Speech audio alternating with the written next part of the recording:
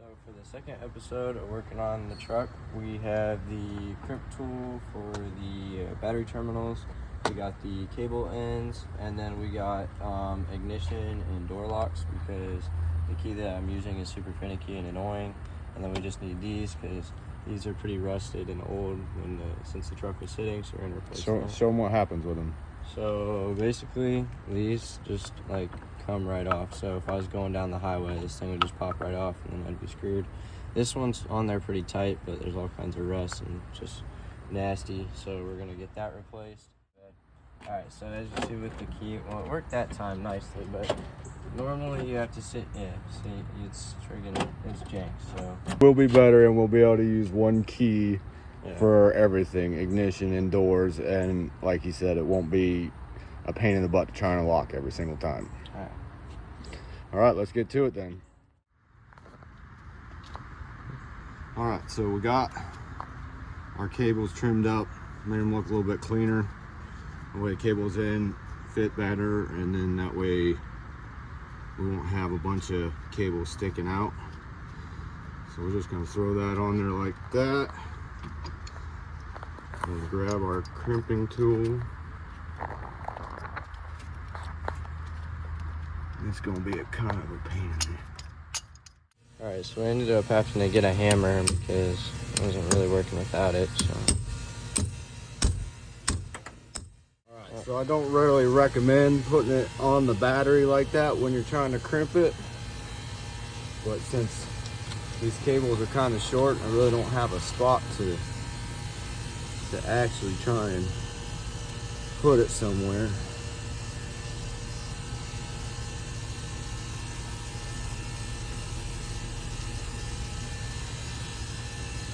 So now we'll do the next one.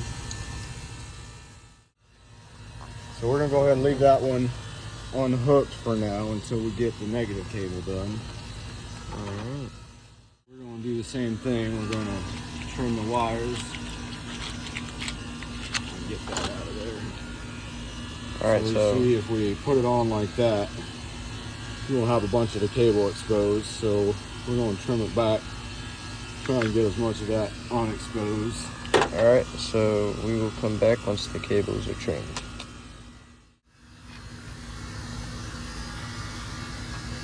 So we got the one cable trimmed.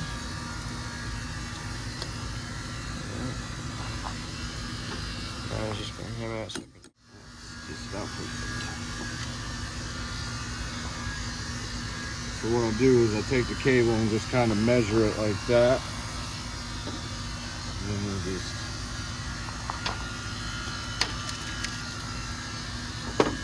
like so.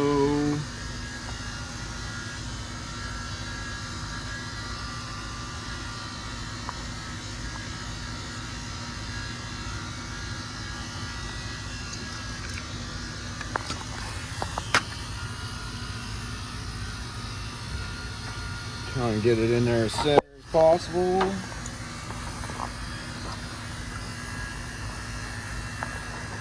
then just give her a rip. So let's go ahead and get them connected up with a new terminal.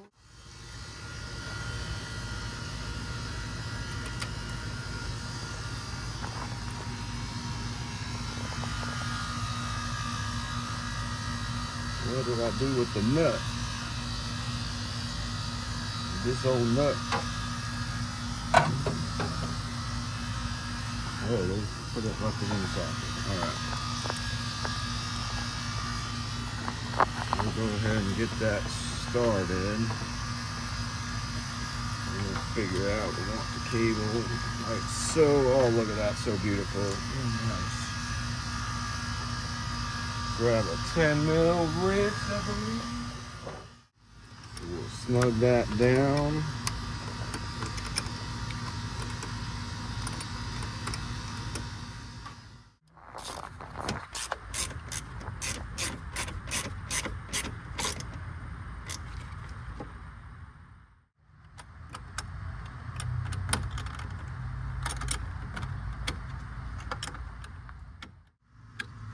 All right, now, there we go. the kit came with this shrink tube. Obviously that's not going to fit on them cables. I may grab some electrical tape and maybe tape up the cables later on. We'll see, I don't know. But for right now, battery cables are done. Alright, so we're gonna do the door locks. We got brand new door locks. These are off Amazon, right? Yep. Alright, brand new door locks, and this will just... kit was like 50 bucks, I think. 50 bucks for the whole kit.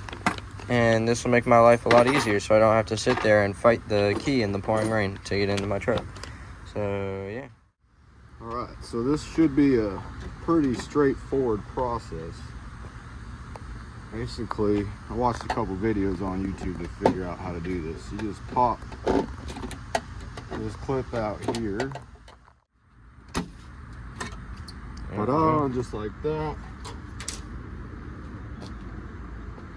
And then I'm just gonna slide it out like this.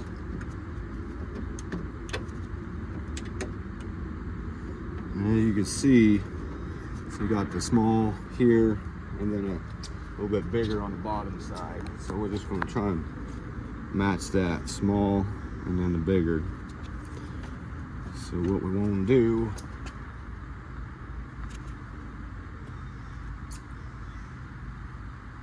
is it came with the seal here, and we're gonna put that on there.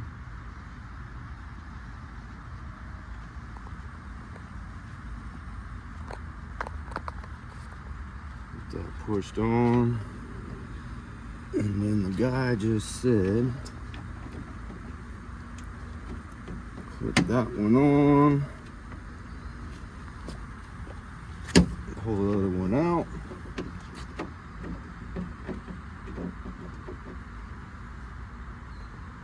I don't know if that's on both. Right. Yeah, looks like it. So we just put it back in. And then clip goes back. Just like that. And there it is. That easy, huh? Easy peasy. Now let's grab the key and just make sure that everything works right. New ignition lock cylinder we got there. Gonna match, so all, look at that. Oh, nice. So much better. Like butter. All right, let's move on to the other side. I'm just surprised at how easy this was. I figured you're gonna have to take the door panel off and do all kinds of crazy stuff. That's what I thought too.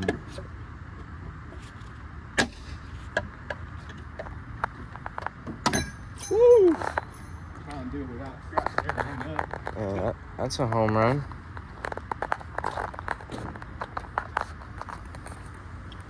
Now that we know we got the right one, same thing, just roll it out.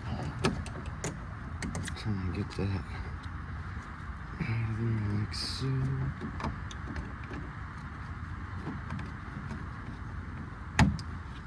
That one.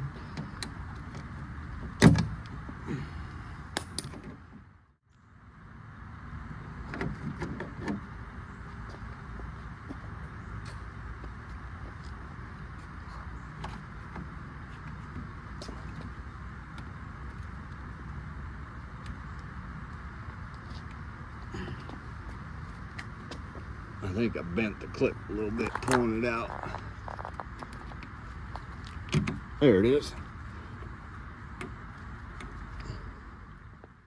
We're gonna try and get this lock cylinder out. I already went ahead and disconnected battery so we won't hear the chiming sound. There's 3 screws that hold this little plastic piece up, and then you have to take out the tilt knob. I figured it'd be easier. They say that you can use this hole to get up in there. I was having trouble trying to figure that out, so we just went ahead and I don't know if you see that right there. There's a little hole right there right there, yeah. So basically, from the videos, you just push that up like that, and out she comes. So then, that's what it's gonna look like that. We want to make sure we look at the tips of these right now, how they're placed. So the one's up and down and this one's flat. So we're going to turn it the same way. Try and get it lined up almost exact. And then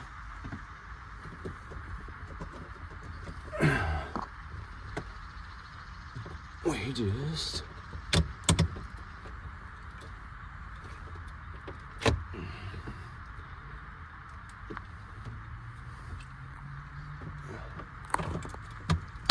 just like that. Nice. And then you can see now we have an ignition and we got all 3 keys keyed the same. Nice. So then we'll just put the screws back in.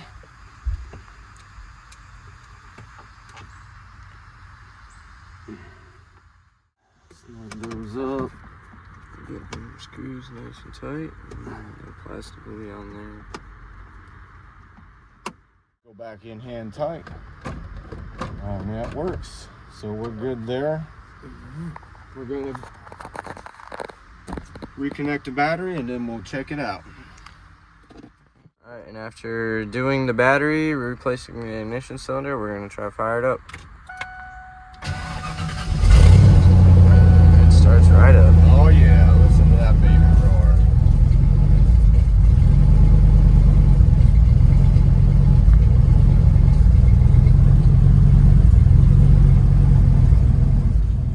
Battery gauge is not straight up and down and the battery light's on.